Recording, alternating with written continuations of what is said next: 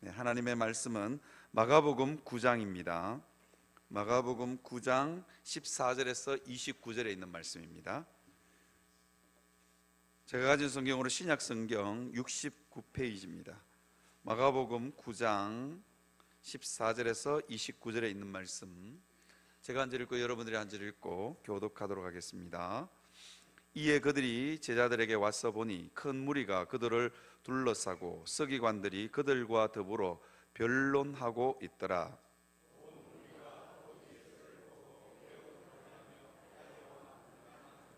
예수께서 물으시되 너희가 무엇을 그들과 변론하느냐?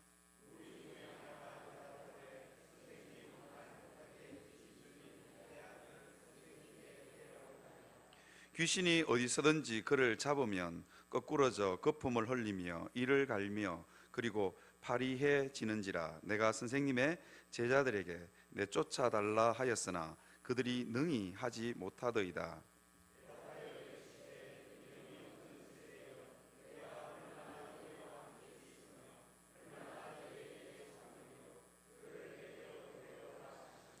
이에 데리고 오니 귀신이 예수를 보고 곧 그 아이로 심히 경련을 일으키게 하는지라. 그가 땅에 엎드려져 구르며 거품을 흘리더라.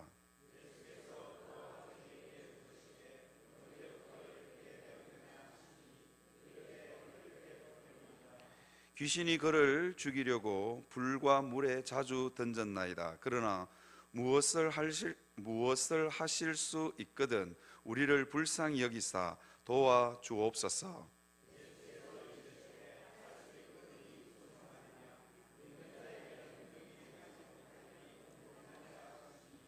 곧 그 아이의 아버지가 소리를 질러 이르되 내가 믿나이다. 나의 믿음 없는 것을 도와주소서 하더라.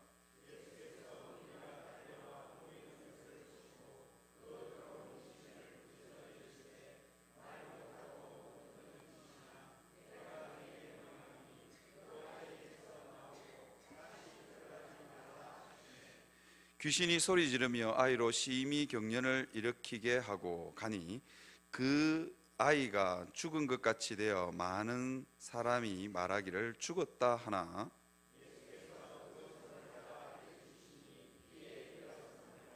집에 들어가심에 제자들이 조용히 묻자오되 우리는 어찌하여 능히 그 귀신을 쫓아내지 못하였나이까?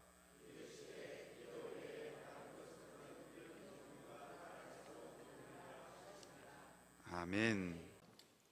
오늘 본문은 여러분들이 잘 아시는 것처럼 귀신 들린 한 아이를 아버지가 데리고 왔습니다. 그냥 아이만 데리고 온 것이 아니라 무리를 몰고, 큰 무리를 몰고 예수님의 제자들이 정말 그 귀신 들린 아이의 문제를 해결할 수 있느냐. 날 때부터 이 아이에게는 간질 같은 질환들이 있었던 것 같아요. 근데 성경은 분명하게 이 아이의 질환을 간질, 마태복음은 간질이라고 이야기하고 있고 마가복음은 귀신 들려서 그렇다라고 이야기하고 있습니다. 그런데 오는 날이 장날이라고 예수님하고 베드로하고 야고보와 요한이 변화산에 지금 올라가 있는 상황입니다. 그런 상황 가운데서 제자들이 이 귀신 들린 아이를 아버지가 데리고 왔을 때 이미 마가복음 6장에서 예수님의 제자들은 귀신을 쫓아내는 권능을 예수님으로부터 받았습니다. 그리고 귀신을 쫓아내는 경험도 했습니다. 그리고는 경험도 했습니다. 그래서 너무너무 신기하고 놀라워했습니다. 그래서 자신 있게 귀신을 쫓아내었지만 귀신이 나가지 않았습니다. 이럴 때 정말 황당한 거죠. 정말 창피 중에 이런 창피가 없을 것 같습니다. 그래서 왜 나가지 않았을까? 예수님이 뭐라고 말씀하시냐 하면 기도하지 않았기 때문이다 라고 이야기하고 있습니다. 이미 귀신을 축사할 수 있는 권능을 받았고 이미 그것을 사역 현장에서 그 귀신을 쫓아낸 경험도 있지만 기도를 안 하니까 그런 능력이 있음에도 불구하고 그 능력이 작동을 안 하는 것입니다. 사랑하는 성도 여러분, 제가 여러분들에게 첫 번째로 드리고 싶은 말씀이 있습니다. 그게 뭐냐면 첫 번째, 기도를 안 하면 변론이 일어나고 기도를 하면 변론이 사라집니다. 여러분, 언제나 기도하지 않는 교회는 시끄럽기 마련입니다. 반드시 기도하지 않는 교회, 아무리 똑똑한 사람이 많아도, 아무리 인품 좋은 사람이 많아도 기도하지 않는 교회는 시끄럽게 되는 것입니다. 오늘 본문에 보면 제자들이 귀신을 쫓아내었는데 귀신이 안 나가는 거예요. 그러니까 어떤 일이 벌어지느냐, 서기관들과 변론을 시작합니다. 결코 질 수 없는 변론. 왜 그러냐면 많은 무리들이 애워사고 있습니다. 많은 무리들이 애워사고 있으니까 이게 지면, 한번 밀리면 끝장인 거예요. 그래서 그들과 더불어 변론하고 있더라. 어떻게 됐는지, 왜 안 되는지, 신학적으로 이게 옳은지, 뭐 여러 가지 논쟁을 지금 벌이고 있는 것입니다. 기도하지 않으면 여러 가지 변론들이 생겨난다 하는 것을 여러분 기억했으면 좋겠습니다. 이게 지금 아이를 고치는 게 목적이었는데, 아이는요 지금 귀신에 사로잡혀서 거꾸러지고, 그리고 거품을 흘리고 이를 갈고 마지막에는 파리해져서 죽기 일보 직전까지 이렇게 몰리는 것입니다. 그런데 변론이 한번 시작되면 사람이야 다치든 말든 이 귀신 들린 아이를 데리고 온 그 아버지가 얼마나 고통스러운지 거기에는 안중도 없습니다. 변론을 일단 이겨야 되니까요. 변론이 시작된 것입니다. 이걸 우리가 한번 잘 기억했으면 좋겠습니다. 교회가 기도하지 않으면 말이 많아집니다. 말이 많아지고, 그리고는 사람이야 죽든지 말든지, 영혼이야 다치든지 말든지 상관하지 않는 것입니다. 이게 그래서 변론은 굉장히 위험한 겁니다. 그래서 기도하지 않는 교회는 말이 많고 시끄러워진다. 제가 한번 말씀을 드린 적이 있는데, 대구의 모교회 가면 이런 일이 있었대요. 권사님들이 부엌에서 난리가 났어요. 칼을 집어 던지고 접시를 집어 던지고 막 난리가 났어요. 그리고 왜 싸우나 가서 보니까 목사님 가르마가 왼쪽 가르마가 어울리냐 오른쪽 가르마가 어울리냐 싸운 거예요. 가르마 좌파, 가르마 우파라고. 여러분 들어보셨어요? 그거를 몇 달씩이나 권사님들이 막 부엌에서 싸운 거예요. 그래서 그걸 보다가 담임 목사님이 안 돼가지고 중간 가르마를 타고 예배 시간에 나타나셨대요. 그리고 한 번만 더 싸우면 내 머리 빡빡 밀어버린다고. 다행히 그 목사님이 머리는 밀지 않았다 그럽니다. 사실인지 아닌지는 모르겠는데 그 목사님이 은퇴하실 때까지 중간 가르마만 탔답니다. 이게 교회가 기도하지 않으면 비본질적인 일에 목숨을 거는 거예요. 목숨을. 이게요, 그냥 이게 그 대구에 있는 교회 이야기만 아닙니다. 중세 교회사에 보면 유명한 논쟁이 있습니다. 뭐냐면 이게 참 웃기지도 않는 논쟁인데요.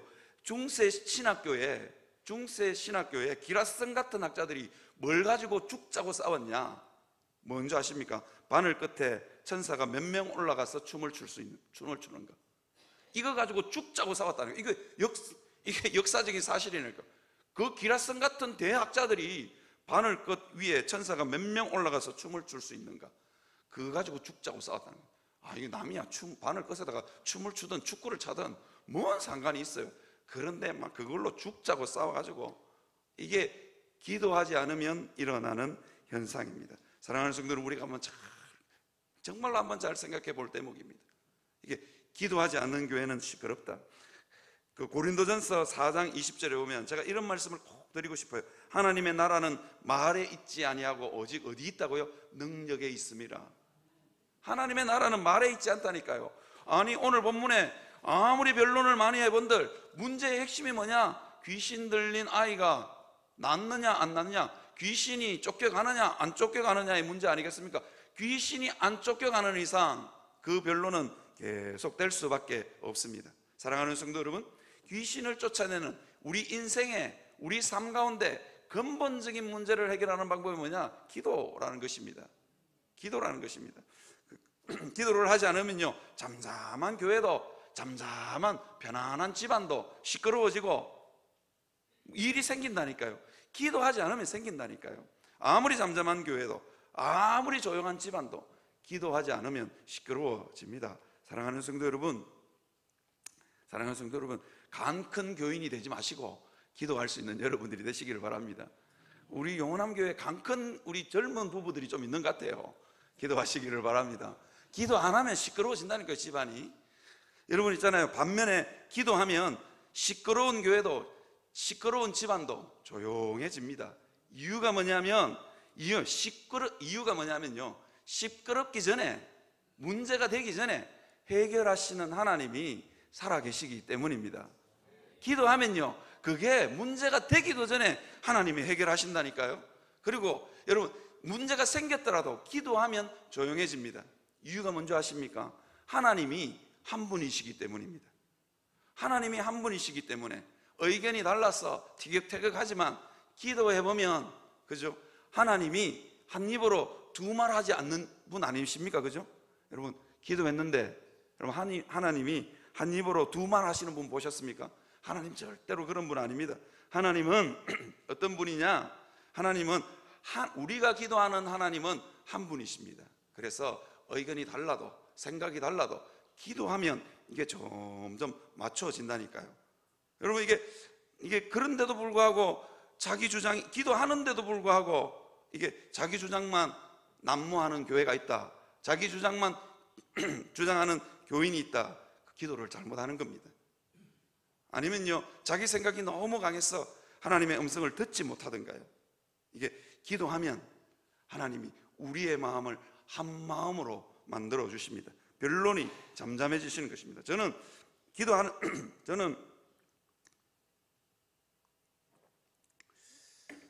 저는요, 기도했는데 하나님이 한 번도 이렇게 말씀하시면 네가 이겨야 된다, 하나님 한 번도 저에게 그런 말씀해 본 적이 없어요. 그러고 가서 따져라, 그런 적이 하나님 한 번도 없습니다. 기도하니까 제가 너무 억울해서 기도하니까 져라 그러시더라고요. 져라 그러시더라고요. 그리고 용서해라 그러시더라고요. 여러분, 이게 십자가 정신 아닙니까? 하나님 앞에서 기도하고 엎드리고 또 엎드리면, 그죠? 나하고 생각이 다르면 내가 질 수도 있고 내가 용납할 수도 있고, 반대로 기도하니까 그 사람이 내 생각을 받아줄 수도 있고, 그런 것입니다. 사랑하는 성도들, 우리가 하나님 앞에서 기도할 수 있는 교회 되시기를 바랍니다. 기도할 수 있는 가정들 되시기를 바랍니다. 제발 강큰 가정들이 나오지 않기를 주님의 이름으로 축원합니다.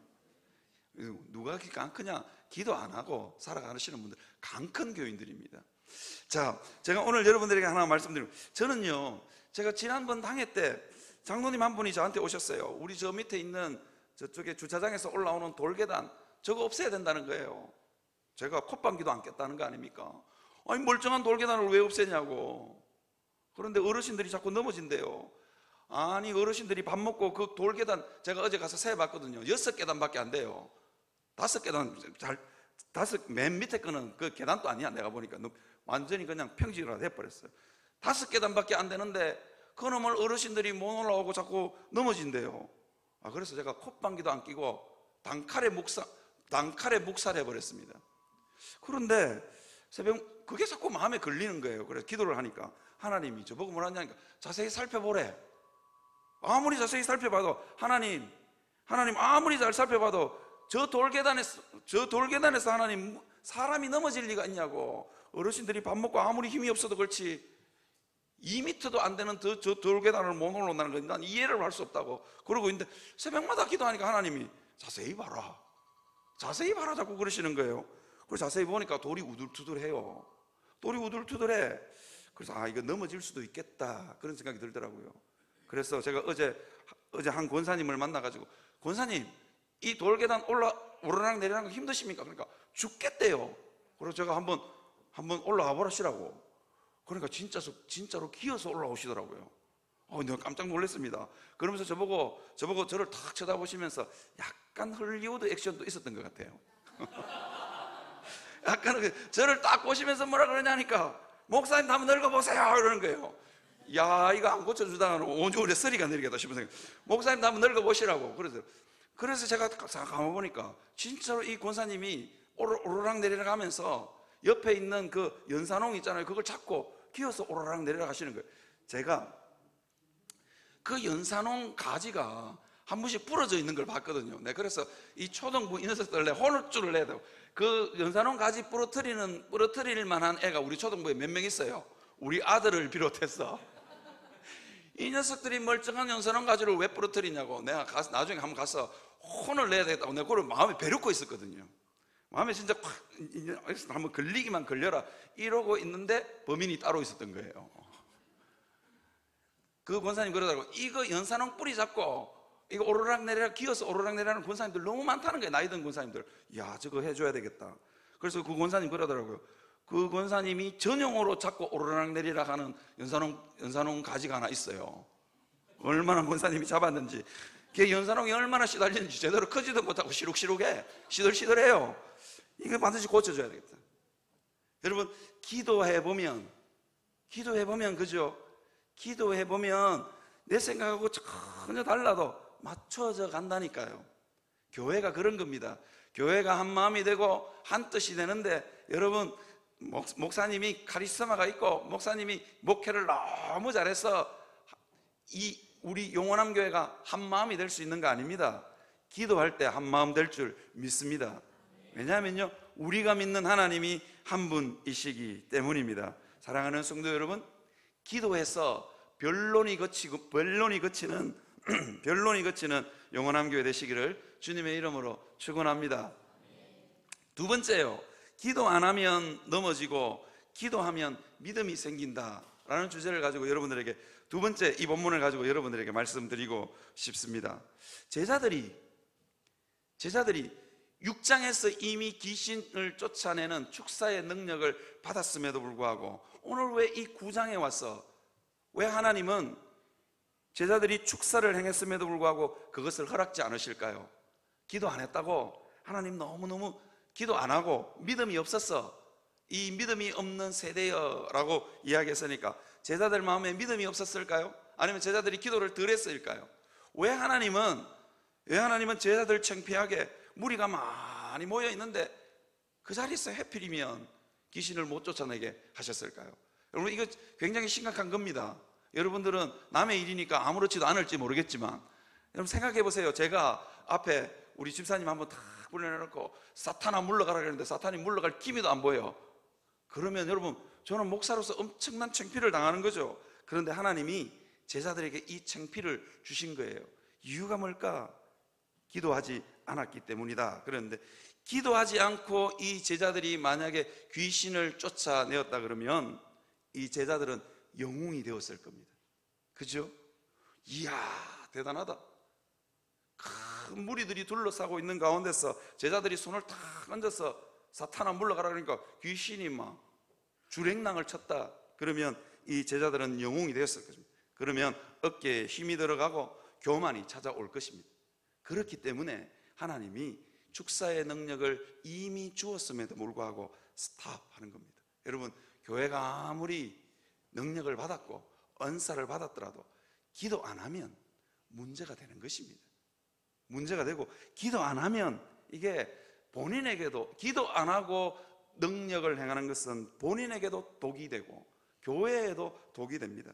소위 말하는 기도원에 올라가서 성령 받았다는 사람들요, 하나님과의 인격적인 만남들이 없고 인격적인 기도가 없으니까 이게 이제 능력은 있고 하나님하고 인격적인 이 만남이 없으니까 교회 사람들 위에 은사 받았다고 군림하고, 그죠? 자기 은사를 과시하고 드러내서 교회에 얼마나 많은 얼마나 많은 문제들이 생기는지 모릅니다. 하나님을 빙자하여 행하는 일 때문에 수많은 사람들에게 상처가 생겨나는 것입니다. 이게 뭐냐? 우리는요, 기도하지 않으면 아무리 큰 능력을 받았더라도 아무리 똑똑해도 박사학위가 있어도 기도하지 않으면 교회에 문제가 생기고 기도하지 않으면 하나님의 은혜가 흐르지 않는 것입니다. 그죠? 여러분, 기도하지 않으면 우리는 넘어지기 마련입니다. 아무리 대단한 사람이라도 기도하지 않으면 넘어진다. 그 기도하지 않아서 넘어진 대표적인 예가 누구냐? 모세 아닙니까? 모세. 하나님이 바위를 명령해서 물을 내라 그랬는데 이스라엘 백성들이 맨날 모세한테 와가지고 투덜거리니까 모세가 너무 화가 난 거예요. 그래서 바위를 2번이나 땅땅 쳤어요. 그래서 하나님의 거룩과 영광을 드러내지 못했어. 모세는 약속의 땅, 그 수없는 세월 광야에서 보낸 사람이 누구냐? 모세였습니다.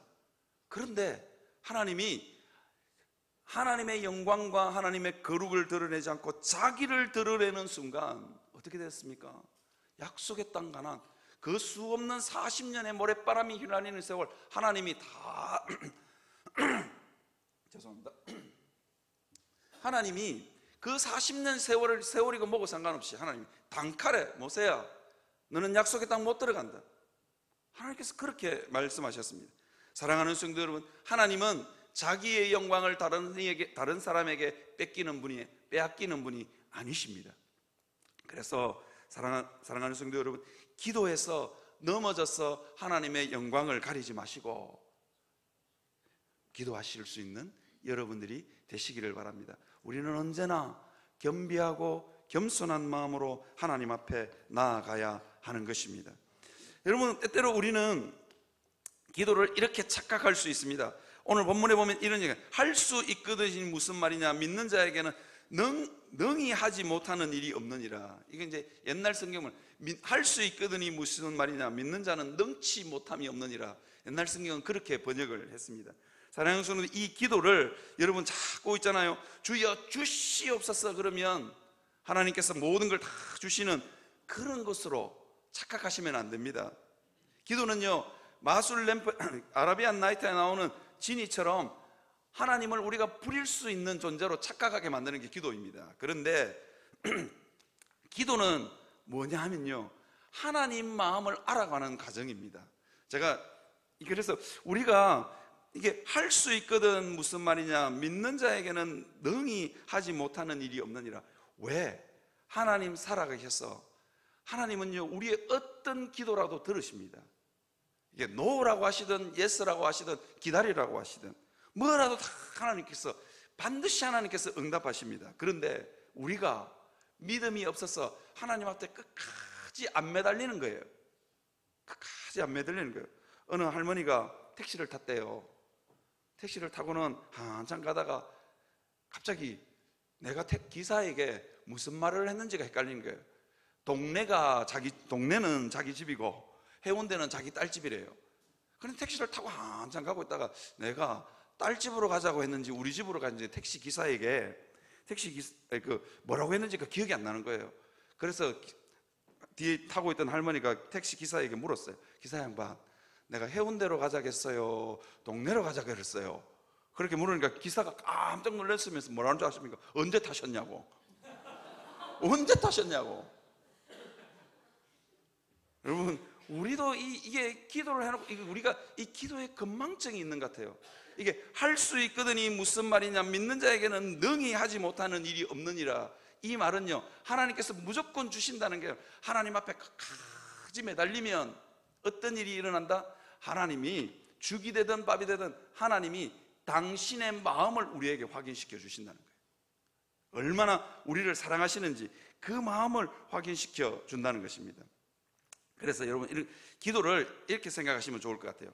기도를 통해서 우리는 하나님이 우리를 얼마나 사랑하시는지 그 하나님의 마음에 접촉하는 게 기도입니다. 그래서 성경 말씀에 보면 이런 게 있죠. 아들을 우리에게 아끼지 아니하고 주시니가 이 모든 것을 어찌 은사로 주시지 않겠느냐. 기도는 뭐냐면요, 아들을 아끼지 않고 우리에게 주신 하나님, 그 하나님의 마음을 확인하는 게 기도입니다. 무슨 말인지 아시겠습니까? 그게 확인이 되면 줘도 하나님이 주셔도 되고 안 주셔도 됩니다. 그 마음이 있으니까요. 이 기도는 하나님 앞에서 그 하나님의 마음을 알아가는 겁니다. 그러니까 이게 기도를 해보면 믿음이 생기는 거예요. 그 하나님이라면 주셔도 되고 안 주셔도 되는 거예요. 그래서 그 아들을 아끼지 않고 우리에게 주시는 그 하나님의 마음을 확인하면 그 다음엔 어떻게 해요? 이 모든 것을 은사로 주실 것에 대한 확신이 우리에게 있는 것입니다. 생겨나는 것입니다. 그게 믿음입니다. 여러분, 자꾸 믿음을 주시옵소서 그러면 주시는 하나님으로 착각하면 곤란합니다. 믿음은 뭐냐? 믿음은 하나님의 마음을 아는 겁니다. 하나님의 마음을 아는 겁니다. 그래서 그 하나님의 마음을 읽는 순간, 저분이라면, 나를 저렇게 사랑하시는 분이라면, 나를 위해서 저렇게 눈물을 흘리시는 분이라면 주셔도 되고 안 주셔도 된다. 그런데 이 모든 것을, 나에게 가장 좋은 것을 주실 거라는 믿음이 그냥 하나님의 마음을 확인하는 순간 내 마음 가운데로 슬며시 들어오는 겁니다. 그래서 믿음은 자라는 것입니다. 제가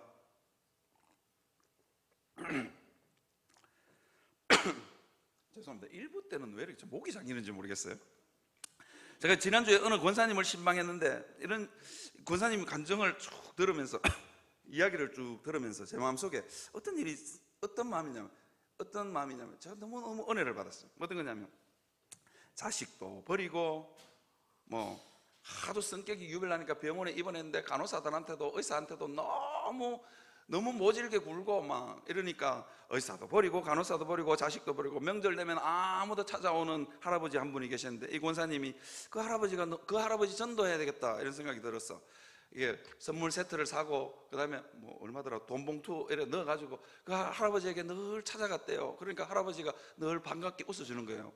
그런데 할아버지가 한 번은 딱 그 할아버지한테 그거 전달해드리고 기도해드리고 딱 나오는데, 어느 날 그 순간, 나오는 순간 어떤 말이냐면, 하나님이 그 할아버지를 보시면서, 세상 사람들은 의사도 자식도 다 그냥 싫다고 버렸던 할아버지인데 하나님이 울고 계시는구나 하는 게 느껴지더래요. 여러분, 이게 하나님의 마음입니다. 하나님이 울고 계시는구나. 그 어르신을 향해서 울고 계시는 하나님은 나를 향해서도 울고 계시는 거예요. 그죠? 이게 얼추 목사의 마음이에요. 목사의 마음. 아, 이분은 진짜 백이다 이런 생각이 들었던 이유가 그겁니다. 여러분 있잖아요, 가끔씩 정말로 힘들게 하고 애먹이지만, 이게 목회는 무슨 맛으로 하느냐, 그렇게 애먹이는 성도인데 신방하고 기도하고 딱 나오는데 하나님이 울고 계시는 거예요. 저렇게 사랑받을 조건이 하나도 없고 미워 죽겠는데 어느 날 갑자기 목사의 마음 가운데 하나님의 눈물이 목사의 마음 가운데 찾아오는 거예요. 그러면 마음이 얼마나 따뜻해지는지 모르겠어요. 그러면 어떻게 되냐면, 저 노인을 위해서도, 저런 성도를 위해서도 울고 계시는데 나를 보시면서도 하나님 얼마나 울고 계실까, 그 생각이 드는 거예요. 그 생각이 밀려오면 그게 뭐냐면 하나님의 사랑이 내 마음 가운데 밀려오는 겁니다. 그 하나님의 마음이 읽어지는 순간, 그 하나님의 마음이 읽혀지는 순간, 여러분, 우리는요 믿음이 생깁니다. 그런 하나님이라면 나를 맡길 수 있는 거예요. 저는 우리 집 사람한테 제가 다 줬습니다. 저는 우리 집 사람이 마음만 먹으면 저는 완전히 그냥 알거지가 될 수 있는 사람입니다. 인감도장도 줬죠, 통장도 줬죠. 사례 받으면 몽땅 우리 집 사람한테로 다, 우리 사람이 알아서 빼갑니다. 그러고 보니까 이게 어제 설교 준비하면서 이렇게 쭉 보니까 내 이름으로 된 재산이 없어. 돈도 다 우리 집 사람 통장에 가 있어요. 저는 우리 집 사람이 마음만 한번 살짝 잘못 먹으면 완전히 저는 쫄딱 망하는 사람입니다. 이거 왜 저는 우리 집 사람한테 모든 걸 다 줬을까요? 마음을 아는 거죠. 저 사람은 절대로 나를 배신하지 않을 거다. 그죠? 그 마음을 아는 겁니다. 그러니까 다 줄 수 있는 겁니다. 사랑하는 성도 여러분, 기도는 뭐냐? 하나님의 마음에 접속하는 겁니다. 주시옵소서. 그래서 하나님 앞에 빚받으러 온 사람처럼 그렇게 하는 게 아닙니다. 기도를 하면요, 하나님의 마음이 읽어지는 것입니다. 하나님이 나를 위해서 얼마나 눈물을 흘리시는지, 그런 분이라면 내 인생 맡겨도 되겠다. 제가 우리 와이프에게 정말로 저도 진짜 어떻게 약간 정신 나간 거 아니겠어요? 인정서도 맡기고, 우리 집 사람이 마음만 먹으면 제 차도 팔 수 있고, 그죠? 사례 들어오는 거는 저는 언제 교회에서 사례가 들어오는지도 모릅니다. 귀신같이 알고 빼내가더라고요. 귀신같이 알고. 그죠? 왜 제가 그렇게 할 수 있겠습니까? 집사람의 마음을 알기 때문에. 저 사람은 결코 나를 배신하지 않을 거다. 그죠? 내가 알거지가 되면 삭바느질이라도 해서 나를 먹여 살리기라는 확신이 제게 있기 때문에 주는 겁니다. 그죠? 여러분, 하나님의 마음을 확인하고 나면, 그죠? 하나님이 우리에게 무엇이든지 줄 수 있는 것입니다. 그 눈물을 흘릴 수 있는 하나님의 마음을 읽을 수 있는 여러분들이 되시기를 바랍니다. 그러려면요, 끝까지 기도하면서 매달려 봐야 됩니다. 할 수 있거든이 무슨 말이냐? 믿는 자에게는 능치 못하는 일이 없느니라. 이걸 체험하려면 하나님 앞에 끝까지 매달려 보셔야 됩니다. 예수님이요, 겟세마네 동산에서 십자가를 너무너무 지기 싫었어요. 너무너무 고통스러운 거예요. 그래서 하나님, 이 잔을 내게서 한번 옮겨주시면 안 되겠습니까? 그런데요, 어느 순간 예수님의 기도가 바뀌어요. 뭐라고 바뀌냐? 하나님, 내 뜻대로 마옵시고 아버지의 뜻대로 하옵소서. 이 잔을 내게서 옮겨주옵소서. 하나님, 땀이 피가 되도록 기도하셨던 하나님, 간절하게 기도했는데 어느 순간 예수님의 기도가 바뀌어서 하나님, 내 뜻대로 마옵시고 아버지의 뜻대로 하옵소서. 이 기도가 바뀌는 이유가 무엇일까요? 이유가 무엇일까요? 예수님은 기도하면서 땀방울이 피가 되도록 간절하게 하나님께 매달리는 순간, 여러분, 죄인을 사랑하시는, 눈물 흘리시는 하나님의 마음이 읽혀졌다는 거예요. 저 정도로, 죄인들을 저 정도로 사랑하시는 하나님이라면 내 기꺼이 십자가를 지리라. 이게 예수님의 마음 아니겠습니까? 사랑하는 성도 여러분, 끝까지 기도하셔서 하나님의 그 눈물 어린 마음을 읽을 수 있는 여러분들이 되시기를 바랍니다. 그러면요, 기도해서 응답 안 해주셔도 그리 아니하실지라도 감사할 수 있는 게 우리입니다. 그런 성도들이 되시기를 주님의 이름으로 축원합니다. 여러분 보니까 욥기에 보니까요, 제가 이제 설교를 마치려고 하는데 욥기에 보니까 이 욥이 참 대단한 사람인 것 같아요. 한번 띄워주시겠습니까? 욥기 1장 21절 한번 띄워주시겠습니까? 욥이 가로되 내가 모태에서 적신이 나와 싸운즉, 적신이 뭐냐? 알몸으로, 그냥 맨몸으로 나왔다는 거예요. 또한 적신이 그리로 돌아갈지라. 이제 알몸으로 왔다가 알몸으로 돌아가는 인생 아닙니까? 그런데 알몸으로 온 인생을 입히시고 먹이시고 보살펴 주신 하나님의 은혜가 보이는 거예요. 욥의 상황이 만만치 않습니다. 온몸에 헌대가 나고 재산은 완전히 다 잃어버리고, 그런 상황 가운데서도 내가 알몸으로 왔는데 내 옷은 그래도 걸치고 있고 구걸할 동량밥그릇은 하나 있지 않느냐. 이게 다 하나님의 은혜가 아닌가. 욥은요, 그 하나님의 마음을 읽은 거예요. 그러니까 뭐라 하느냐? 주신 자도 여호와시요 취하신 자도 여호와시오니 여호와의 이름이 찬송을 받을지어다. 그렇죠? 받으실지어다. 그렇게 고백할 수 있는 것입니다. 사랑하는 성도 여러분, 부지런히 기도하셔서 하나님의 마음에 접속할 수 있는 여러분들이 되시기를 바랍니다. 그래서 그 하나님 사랑 때문에 주신 자도 여호와시요 취하신 자도 여호와시요 하나님께 나는 영광을 돌리며 살겠다, 그렇게 믿음으로 고백할 수 있는 여러분이 되시기를 주님의 이름으로 축원합니다. 그렇게 하나님 앞에 기도하고 매달리면 없는 믿음도 생긴다니까요. 그렇게 기도할 수 있는 여러분들이 되시기를 주님의 이름으로 축원합니다.